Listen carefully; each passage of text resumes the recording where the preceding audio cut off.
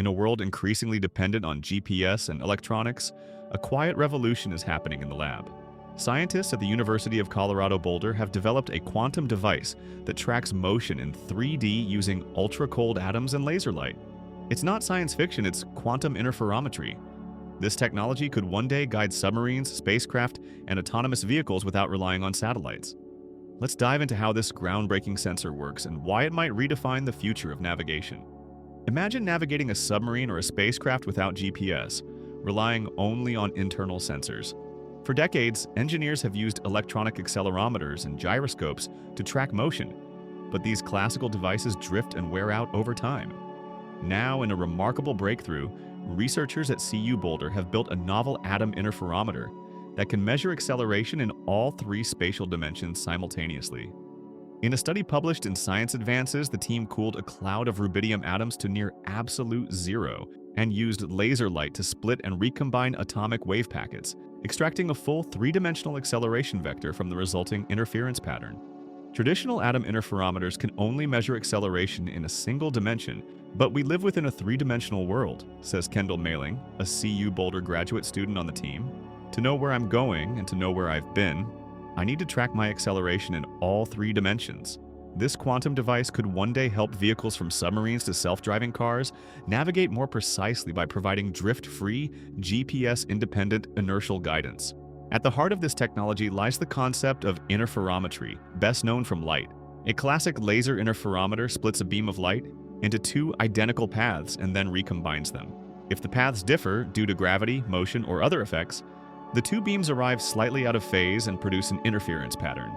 Physicists often describe this simply. You split the wave, let the two copies travel different ways, then zip them back together, reading the tiny shifts as interference fringes. It's like unzipping a jacket, moving the two halves differently and zipping it back up. If one side got stretched, the zipper won't align perfectly, revealing how much each side moved.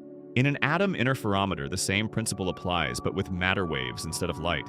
We cool atoms to near absolute zero so they behave like waves, then use laser pulses or optical lattices to split each atom's quantum wave function into two paths. When these atomic wave packets recombine, they create an interference pattern, encoding how much acceleration or rotation they experienced. In effect, each atom becomes its own interferometer, and the phase shift of its matter wave tells us about forces like gravity or acceleration along its path. In the CU Boulder experiment, the team achieved this splitting and recombining in the Bloch bands of an optical lattice, rather than with the usual pulsed laser scheme. In other words, instead of free-falling atoms between light pulses, the atoms are trapped in a three-dimensional grid of light, optical lattice, and the lattice itself is moved or shaken to enact beam splitters and mirrors. This clever Bloch band interferometer allows them to keep the atoms under continuous control inside the lattice, and by steering the lattice in space, they realize simultaneous Bloch oscillations in two dimensions and a Michelson-like interferometer in 2D.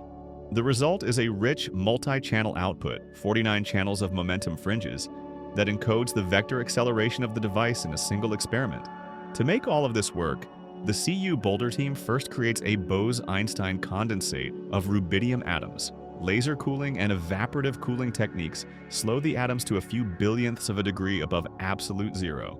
At such ultra-cold temperatures, tens of thousands of atoms collapse into the same quantum state, forming a BEC, a mysterious quantum state of matter, where the atoms behave like a single matter wave. In fact, Carl Wyman and Eric Cornell at CU Boulder won the 2001 Nobel Prize in Physics for creating the first rubidium BEC. This coherently phased atomic cloud is ideal for interferometry. It has long coherence times and high density, making the interference fringes very sharp. Once the BEC is formed, 6 thin laser beams, each as thin as a human hair, intersect to create a three-dimensional optical lattice. These lasers pin the atoms at the lattice sites, holding them almost motionless until needed. Then, using additional laser kicks, each atom's wave function is placed in a superposition of two momentum states. In other words, each atom goes into a ghostly quantum state, in which it is simultaneously in two places at once. These two copies of the atomic wave packet then move in different directions as the lattice is manipulated. In the current experiment, the device itself doesn't move. Instead, the team dynamically shifts the laser-generated lattice to push on the atoms, causing them to accelerate in different axes. After some time, the process is reversed. The lattice reflects each atom's two wave components back toward each other, bringing them together to interfere. JILA professor Murray Holland uses a vivid analogy for this step. Our Bose-Einstein condensate is a matter wave pond made of atoms, and we throw stones made of little packets of light into the pond, sending ripples both left and right, he said. Once the ripples have spread out, we reflect them and bring them back together where they interfere. When the two atomic ripples recombine, they form a unique interference pattern, like two water waves overlapping on the pond's surface. This pattern shows up as a sort of fingerprint of motion on a detector. As Holland puts it, we can decode that fingerprint and extract the acceleration that the atoms experienced. What makes the CU Boulder device truly groundbreaking is that it tracks all three acceleration components at once. Traditional cold atom accelerometers only sense one direction at a time. You would need 3 separate devices or 3 sequential measurements to reconstruct full 3D motion. In contrast, the new atom interferometer is essentially a vector accelerometer. By carefully choreographing the lasers, it realizes Bloch oscillations along 2 orthogonal axes simultaneously and a 2-dimensional Michelson sequence, encoding both the magnitude and direction of the net acceleration. The 2D diffraction pattern, with 49 measurable fringes, contains enough information to infer all 3 components of acceleration in a single shot. The team feeds that multi-channel data through a Bayesian estimator to unambiguously solve for the 3D acceleration vector. In practice, this means that if the device accelerates by some amount in, say, the x and y directions at once, the atoms will produce a distinctive interference image that directly reveals those 2 vector components. The press release explains that fits to the Bloch oscillations confirmed they could measure an applied acceleration up to twice Earth's gravity, 2g, along 2 axes, a large test signal. Importantly, the measurement comes from one experimental cycle. No repeated averaging is required to build a fringe pattern. In other words, the quantum accelerometer outputs the 3D acceleration from a single run of the experiment, rather than needing many shots like a typical pulsed sensor. The CU team has thus demonstrated the concept of a true 3D cold atom accelerometer. This is an atom-based device that does all 3 axes at once. A feat that many thought was impossible, says Mailing, is a major milestone for deployable atomic sensors. Although still a laboratory proof of principle, the result is a clear proof that quantum interferometry can be made multi-dimensional. This elaborate atom interferometer required sophisticated control of the lasers, so much so that the team turned to artificial intelligence. They trained a machine learning algorithm to plan the sequence of laser adjustments needed to split and recombine the atoms correctly. Holland explains, the process of splitting and recombining the BEC into 2 pathways is a delicate multi-step choreography of laser pulses. By applying quantum optimal control theory and reinforcement learning, the computer program plans out the complex move sequence in advance, streamlining what would otherwise be a nearly impossible trial and error task. This computational assistance is visible in the experimental setup. Some 18 laser beams thread through the vacuum chamber to form and manipulate the optical lattice. Katie Ledesma notes the engineering is surprisingly compact for its complexity. For what it is, the current experimental device is incredibly compact, she says. Even with 18 beams passing through, the entire experiment is small enough that we could deploy it in the field one day. As a rough sense of scale, the benchtop device is about as large as an air hockey table. Why go through all this trouble with atoms? The payoff is in stability and accuracy. A cold atom accelerometer is inherently drift-free over long times.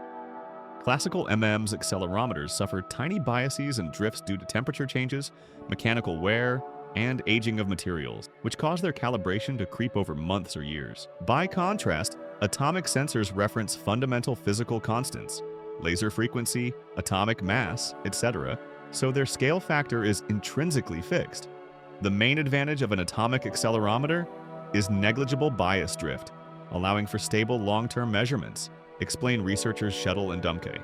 In practical terms, a MEMS-based inertial measurement unit must be periodically recalibrated against GPS or other signals, whereas an atomic IMU can maintain accuracy indefinitely on its own. Another advantage is the self-contained nature of inertial sensors. They do not require any external signals. Unlike GPS, which fails indoors or underwater, an atomic accelerometer works anywhere. No satellites, no networks, just inertial forces.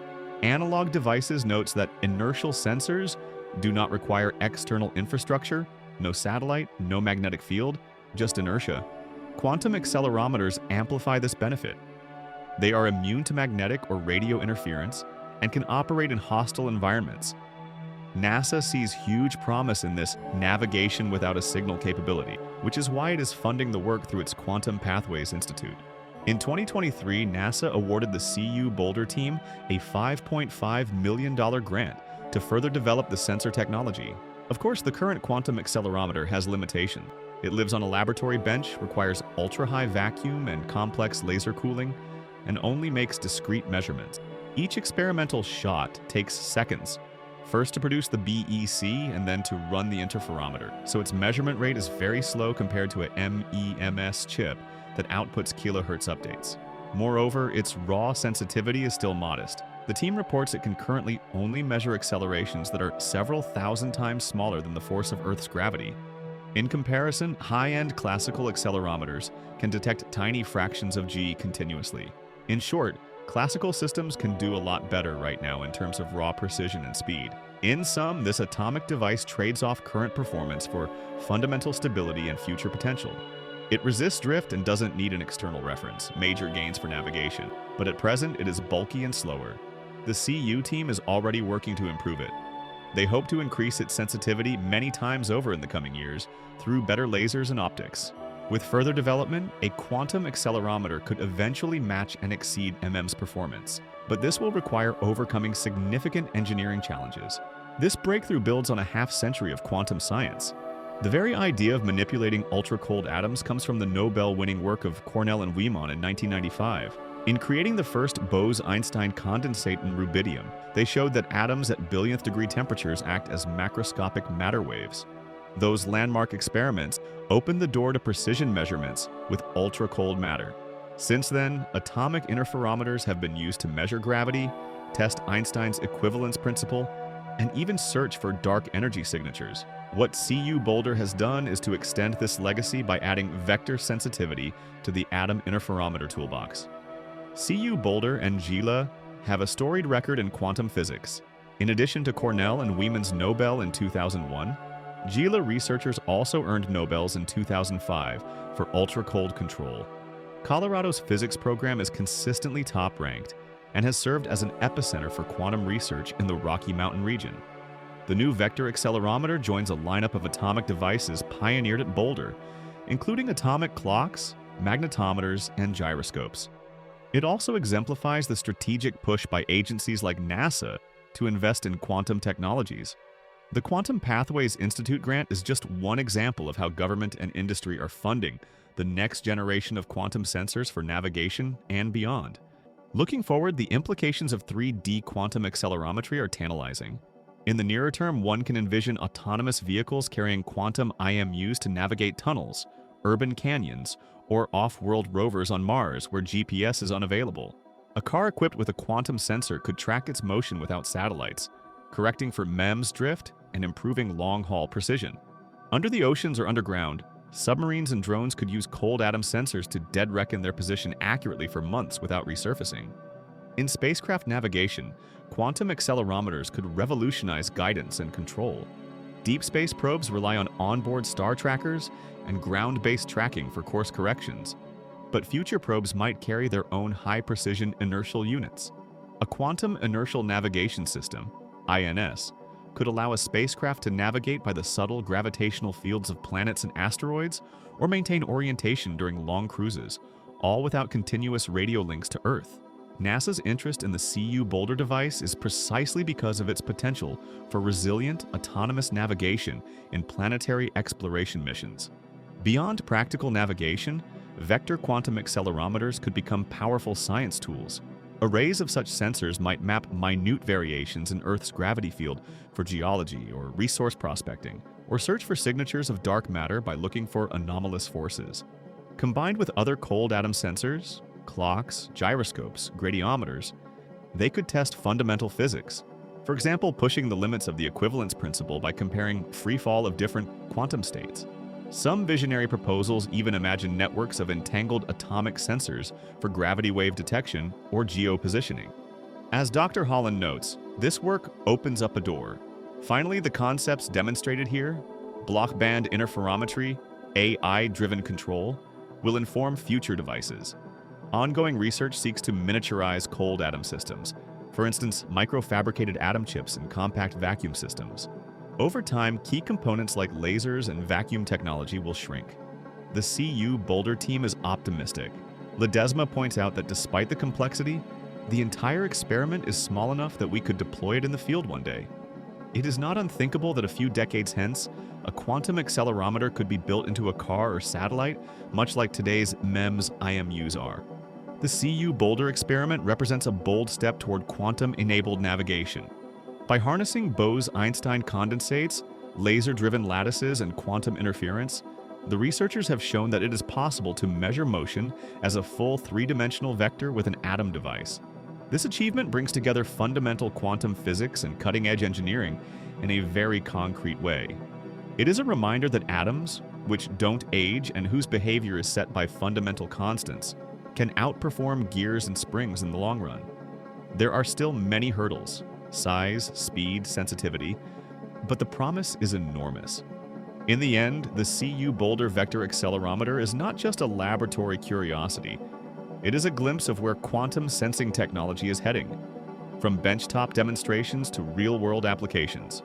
As Holland puts it, the full ramifications are uncertain, but this is a door that invites transformative innovations in quantum sensing. The future of navigation and measurement is looking decidedly quantum.